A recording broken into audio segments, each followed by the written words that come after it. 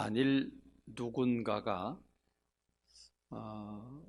내 모든 삶을 1분 1초 남기지 않고 비디오로 촬영을 하고 있다. 내가 어디를 가고 무엇을 먹고 무슨 말을 하고 한 것을 다 기록하고 있다. 누군가가 기록을 하고 있다. 여러분, 그렇다고 생각이 되면 여러분 우리가 행동하는 게 어떨까요? 몹시 당황스럽고 아마 마음 놓고 행동을 하지 못하지 않을까, 엄청난 스트레스를 받지 않을까 하는 생각이 듭니다. 근데 여러분, 사실은 이런 일이 이루어지고 있습니다. 오늘 우리가 어디를 가든지 지금 대한민국 사회는 CCTV가 CC 카메라가 다 설치되어 있습니다. 어느 골목을 가든지 거의 대부분 우리가 다니는 모든 것이 다 노출되고 다 기록되고 있습니다. 그런데 성경에 보니까 요한계시록 20장 12절의 말씀 보니까 하나님 앞에 두 권의 책이 놓여져 있는데 한 권은 생명록이고 한 권은 행위록이다.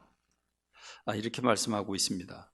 구원받은 사람들의 이름과 또 우리가 이 땅에서 어떤 삶을 살았는지에 대한 삶의 기록이 다 담긴 행위록이 있다라고 말씀하고 있습니다.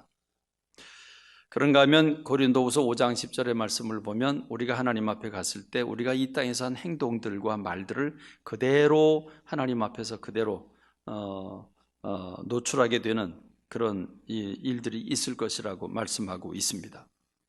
요한계시록 22장 11절로 12절의 말씀은 아주 무섭게 이렇게 말씀을 하고 있죠. 불의를 행하는 자는 그대로 불의를 행하고 더러운 자는 그대로 더럽고 의로운 자는 그대로 의를 행해라. 이 말은 그래, 네가 하고 싶은 대로 해.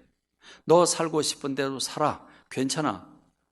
네가 네 마음대로 해도 괜찮아. 그런데 그 다음 구절을 보면 이렇게 말씀하고 있죠.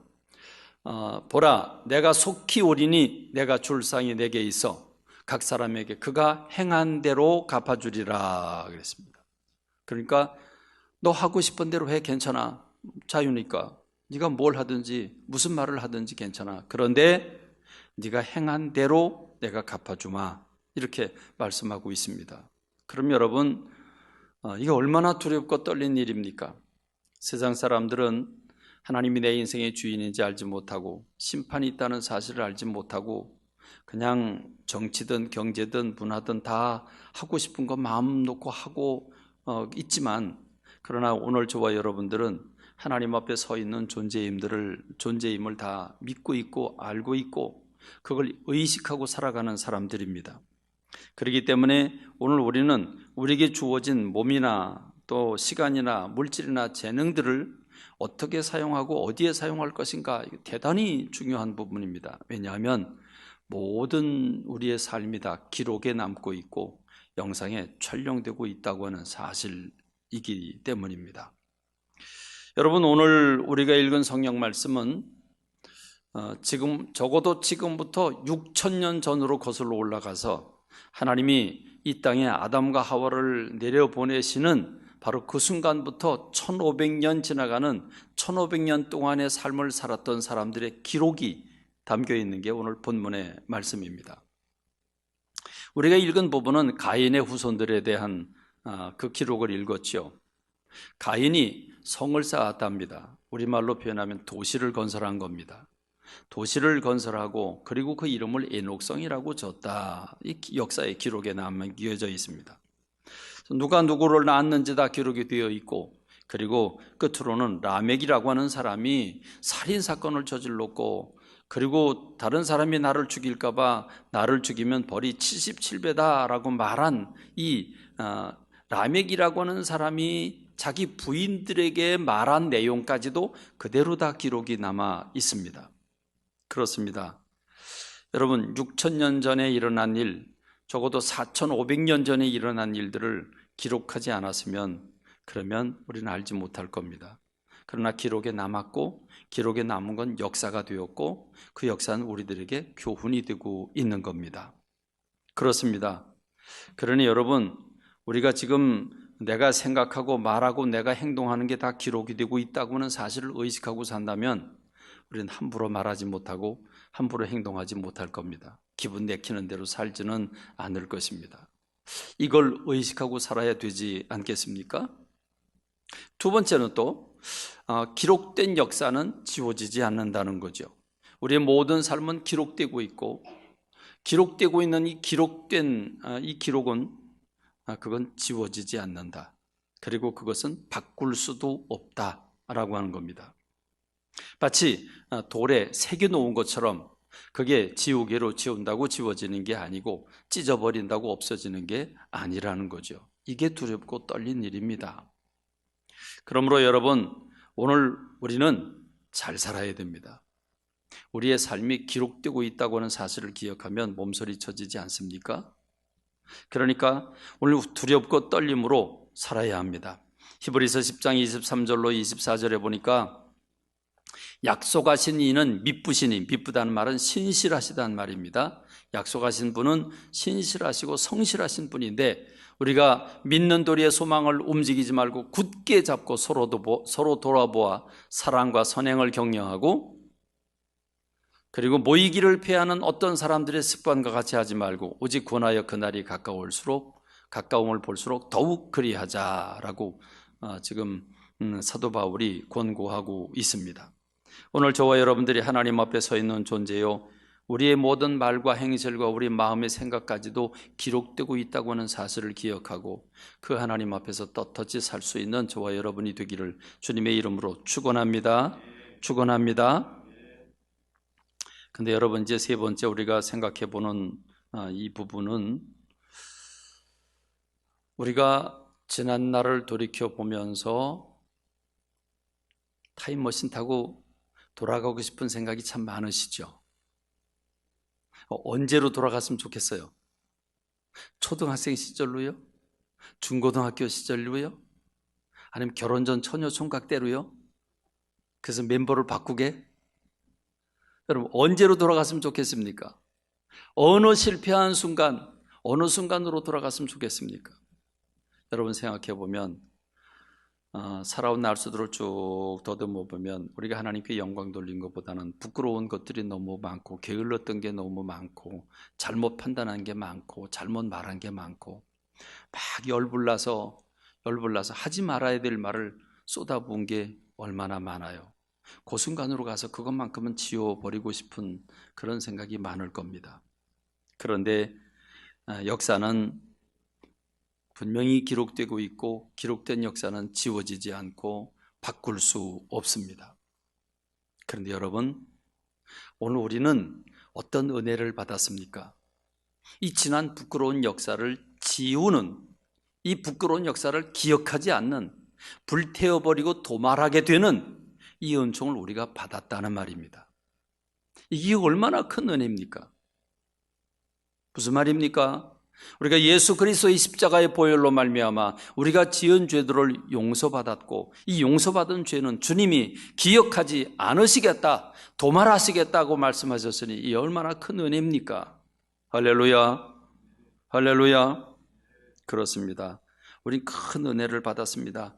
이사야서 1장 18절로 20절의 말씀을 보니까, 오라 우리가 서로 변론하자. 너희 죄가 주홍 같을지라도 눈과 같이 희어질 것이요 진홍같이 붉을지라도 양털같이 희게 되리라 그러셨습니다.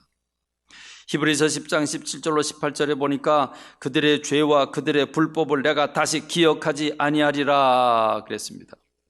예수 그리스도의 보혈로 또다시 제사를 드릴 필요가 없을 만큼, 제물을 드릴 필요가 없을 만큼 우리 주 예수 그리스도의 은혜로 우리 죄를 용서해 주시고 역사의 기록에서 지우셨다, 이렇게 말씀하시니 여러분, 이 얼마나 기가 막힌 감사합니까?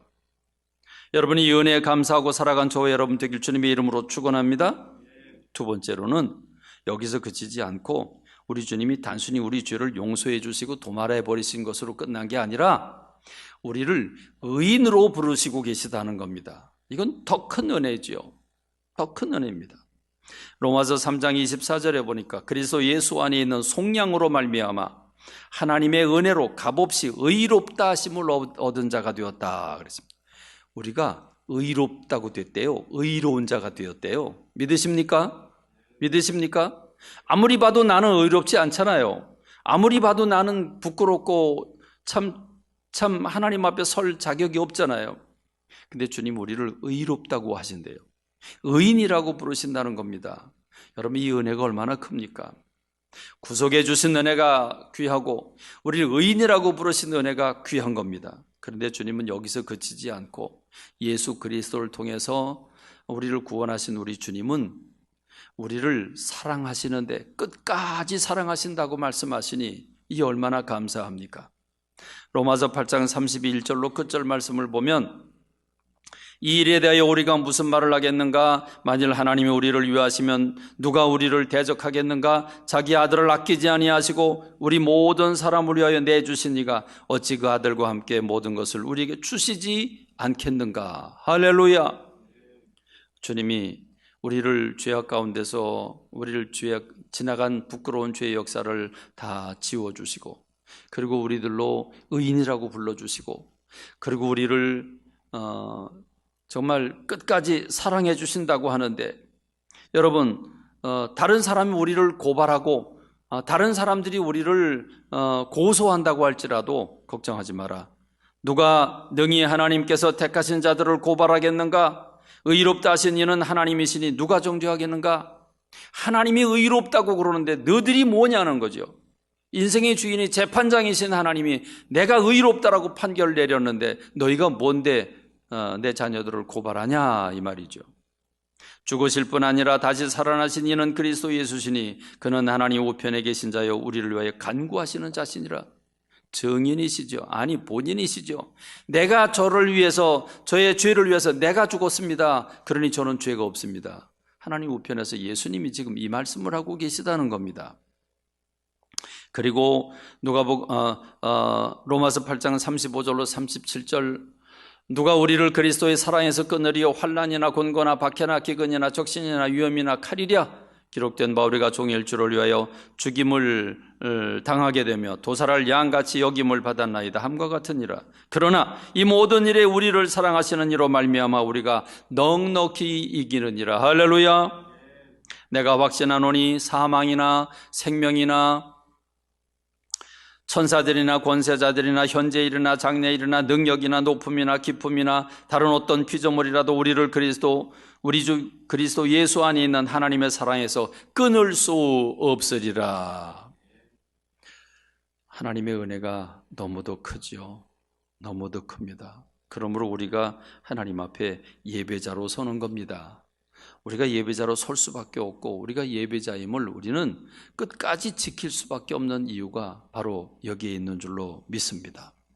그러므로 여러분, 이제 우리가 이 은혜를 받았으니, 너무도 큰 은혜를 받았으니, 값없이 받았으니 여러분 우리가 어떻게 살아야 되겠습니까?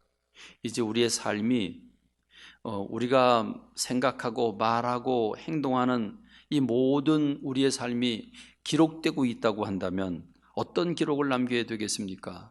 아름다운 기록을 남겨야 되지 않겠습니까? 정말 멋진 기록을 남겨야 되지 않겠습니까? 새해를 맞이했습니다. 새 역사를 이루어야 되지 않겠습니까?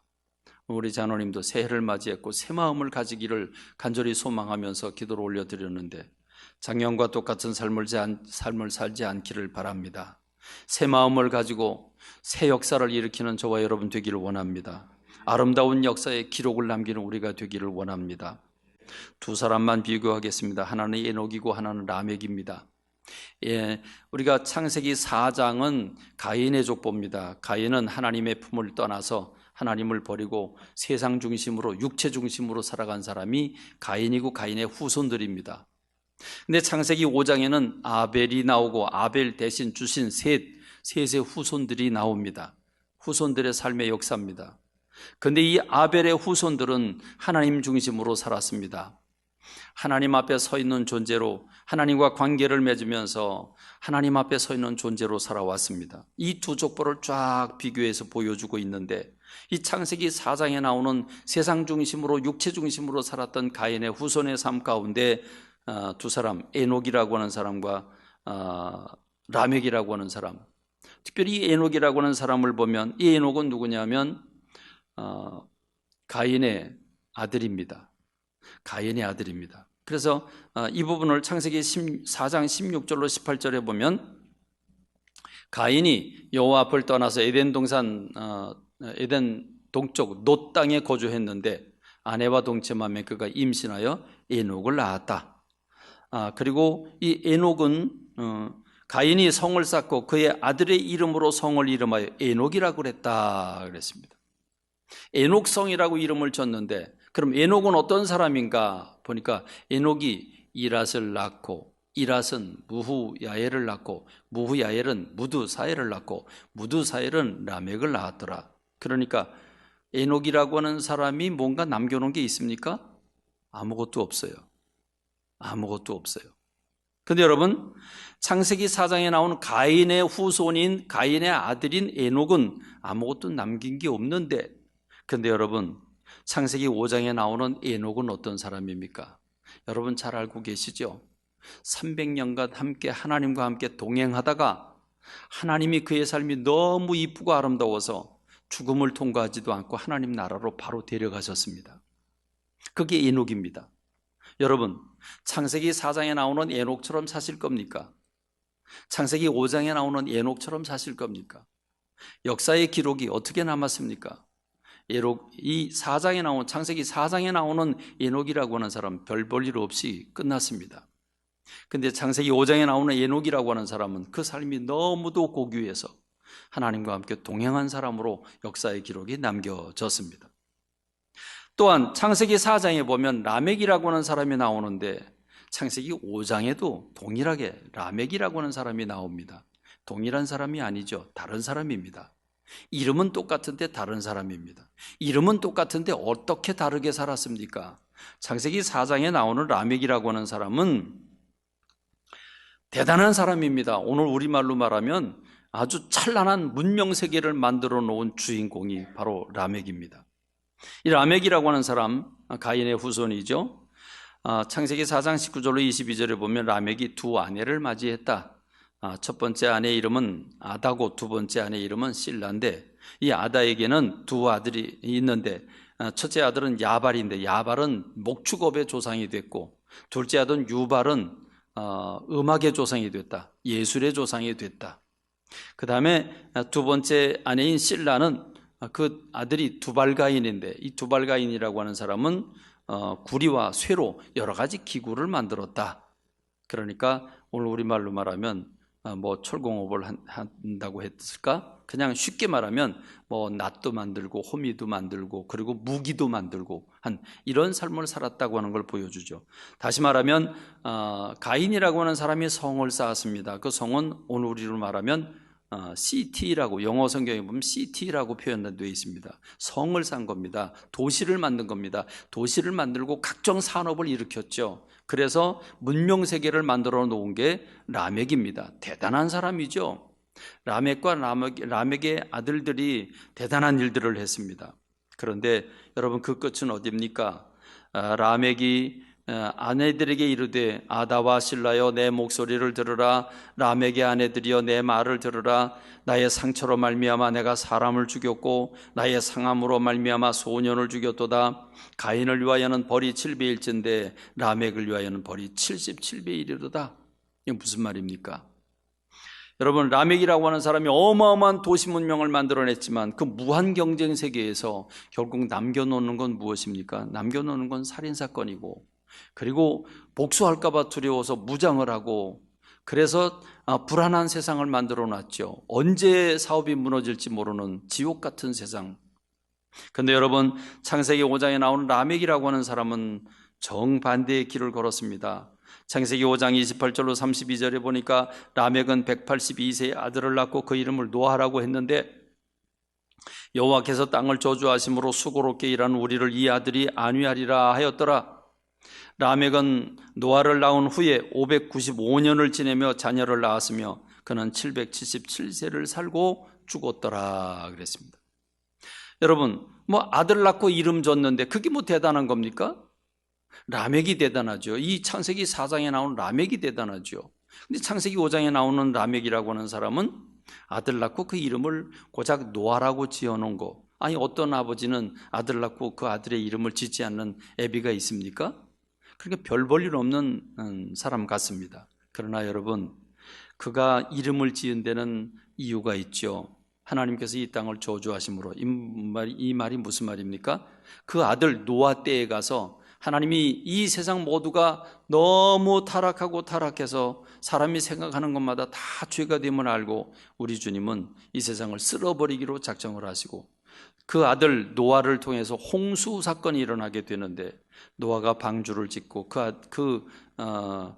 자녀들, 그 가족들 8명이 구원을 받게 되고 새 역사를 기록하게 되지요. 그렇게 되니까 이 아들이 이 세상의 모든 문화를 끊어내는 것이 아니라 심판 가운데서 구원을 얻고 새 역사를 만들어내니 얼마나 위로를 받고 얼마나 소망을 남겨주게 된 겁니까? 그러니까 여러분, 이건 그냥 아들의 이름을 단순하게 지은 게 아니죠. 600년 후에 이 세상이 몰락할 걸 미리 알고 그 이름을 그렇게 줬는데 어떻게 알았습니까? 하나님하고 친밀하게 지내면서 이 세상의 모든 되어가는 아픔들을 하나님과 함께 나누는 깊은 관계를 맺고 하나님과 친관계를 맺고 하나님과 하나가 된 동행하는 삶을 살았기 때문입니다. 여러분, 창세기 4장에 나오는 라멕은 세상적으로 대단한 사람입니다. 의사도 되고 법관도 되고 대통령도 되고 장관도 되고 국회의원도 되고 대단한 사람이죠. 근데 여러분, 그 끝은 무엇입니까? 정치 싸움에 휘둘리켜서 결국은 경제 싸움에 휘둘리켜서 고소하고 고발하고 살인하고 그러면서 결국 남은 것은 복수고 지옥 같은 세상을 만들어낸 겁니다. 그러나 여러분, 이런 세상적으로는 대단하지 않을지 모르지만 믿음을 지키고 하나님과 함께 동행하고 하나님과 깊은 관계를 맺고 말씀과 기도 속에 살면서 주님의 뜻을 이어받을 때 그 아들 노아라고 하는 사람은 어떻게 인정을 받게 됩니까? 노아는 하나님 앞에 이 모든 코로 숨쉬는 사람이 다 심판을 받는 과정에 하나님의 은혜를 입습니다. 그 노아라고 하는 사람에 대해서 이렇게 기록을 하고 있죠. 그는 의인이다. 그는 완전한 자다. 그는 하나님과 함께 동행한 사람이다. 여러분, 어떻게 이런 기록을 남길 수 있단 말입니까? 라멕이라고 하는 사람이 남긴 기록, 노아라고 하는 사람이 남긴 기록, 여러분, 저와 여러분도 이런 기록을 좀 남겨야 되지 않겠습니까? 그 사람 깨끗한 사람이었다. 그 사람 하나님의 사람이었다. 그 사람 진실한 사람이었다. 그 사람 하나님 앞에 충성한 사람이었다. 누가 봐도 그런 기록을 남겨야 되지 않겠습니까? 나는 괜찮은 사람으로 아는데 다른 사람들은 다 손가락질하면서 어휴, 저 사람. 여러분, 이러면 얼마나 부끄러운 삶을 사는 겁니까? 알렉산더라고 하는 망나니 같은 병사가 있었습니다. 꾀를 부리고 전쟁에 나가면 뒤로 숨고 그리고 게으르고 문제만 만들어냈습니다. 그게 알렉산더라고 한 병사인데 이 소문이 알렉산더 대왕에게까지 전달이 됐습니다. 알렉산더가 그 말을 듣고, 뭐야? 나하고 똑같은 이름을 가진 병사가 있어? 근데 망나니야? 저런. 그래서 쫓아갑니다. 막사에 가서 알렉산더를 부릅니다. 알렉산더 나오라고. 그러면서 명령을 내립니다. 당장 내 이름을 바꾸든지 아니면 내 삶을 바꿔라. 당장 내 이름을 바꾸든지 아니면 내 삶을 바꿔라. 오늘 우리가 우리의 삶이 내가 생각하는 것과 말하는 것과 내가 행동한 모든 행동이 기록된다고 하는 사실을 기억하고 아름다운 기록을 남기는 저와 여러분이 되길 주님의 이름으로 축원합니다. 주님 앞에 상급이 되는 기록을 남기기를 바랍니다. 창세기 4장에 나오는 라멕은 세상적이고 육체적이고 결국 죄를 짓고 살인하고 그리고 세상을 죽음으로 몰아넣었습니다. 그러나 창세기 5장에 나오는 라멕은 하나님 중심이고 영적인 사람이며 그는 의로운 사람이고 생명을 불러일으키고 구원의 역사를 일으킨 사람이 되었습니다. 정반대의 기록을 남겼습니다. 오늘 우리가 아름다운 기록을 남기는 주의 사람들이 되시기를 주님의 이름으로 축원합니다.